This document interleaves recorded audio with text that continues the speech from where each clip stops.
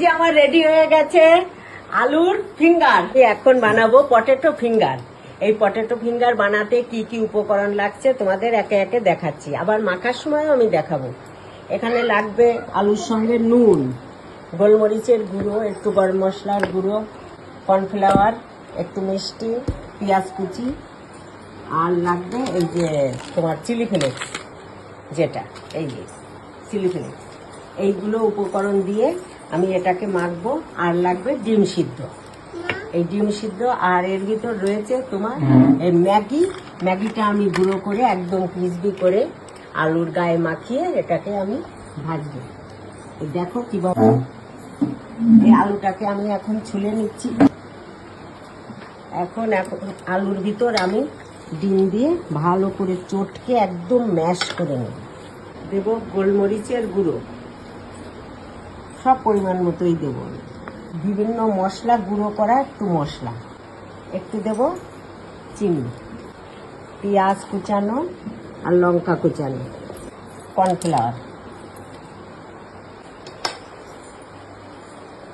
হ্যাঁ, এখন আমি এটাকে এই দেখো কিভাবে একটা ডো বানিয়ে নিচ্ছি। এখন আমি একটা গোলা তৈরি করে নেব। কর্নফ্লাওয়ার এবং ময়দা দিয়ে একটা গোলা, ওর ভিতরে একটু আমি গোলমরিচের গুঁড়ো দেব, এই যে গোলমরিচের গুঁড়ো দেব, একটু চিলি ফ্লেক্সের গুঁড়ো দেব,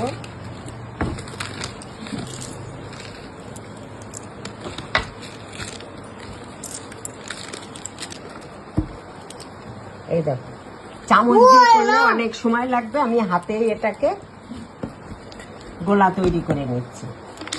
আমি এর ভিতর দিয়ে দিলাম যে ব্যাটারটা তৈরি করেছি, তার ভিতরে একটা ডিম। আর অনেকগুলো বানানো হয়ে গেছে, আমি কড়াইতেও তেল দিয়ে আসছি। এই যে আমি ম্যাগিগুলোকে হাত দিয়ে একদম গুঁড়ো গুঁড়ো যতটা সম্ভব গুঁড়ো গুঁড়ো করে নিচ্ছি। এই দেখো এই যে ম্যাগিটা একদম গুঁড়ো গুঁড়ো হয়ে গেছে। এই দেখো পাশে এটাকে রেখে দিলাম।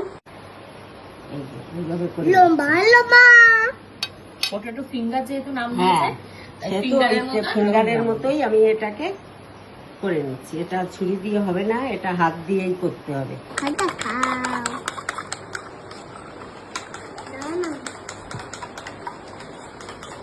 এটাকে আমি এই দেখো এই গোলায় ডুবিয়ে, ডিমের গোলায় ডুবিয়ে এটার সঙ্গে আমি এই দেখো কিভাবে পেঁচিয়ে পেঁচিয়ে এটাকে এবার ডিমের গোলায় দেখো ডুবিয়ে আমি এটাকে এইভাবে ম্যাগিতে করে করে রেখে দিচ্ছি।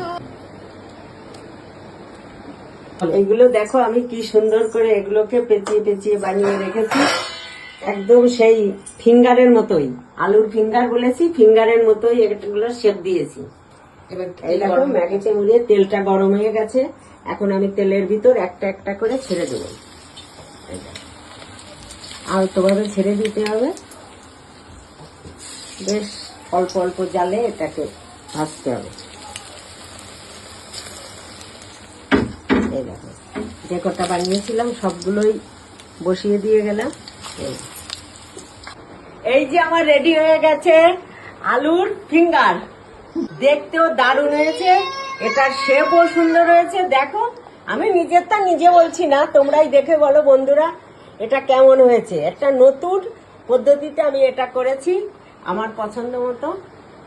এই দেখো ভেঙে এর ভিতরে কেমন হয়েছে, এই দেখো এই দেখো একদম ধোয়া বেরোচ্ছে, একদম ড্রাই হয়ে গেছে। এভাবে করলাম, তোমরা এইভাবে বাড়িতে করে খেও, সত্যি ভালো লাগবে। এটা করে দেখালাম। পরবর্তী ভিডিওর জন্য তোমরা অবশ্যই আমার জন্য অপেক্ষা করবে। তোমরা অবশ্যই আমাকে একটা ফলো করে দিও, না করলে তোমরা আমার এই সুন্দর সুন্দর রেসিপিগুলো অবশ্যই দেখতে পাবে না।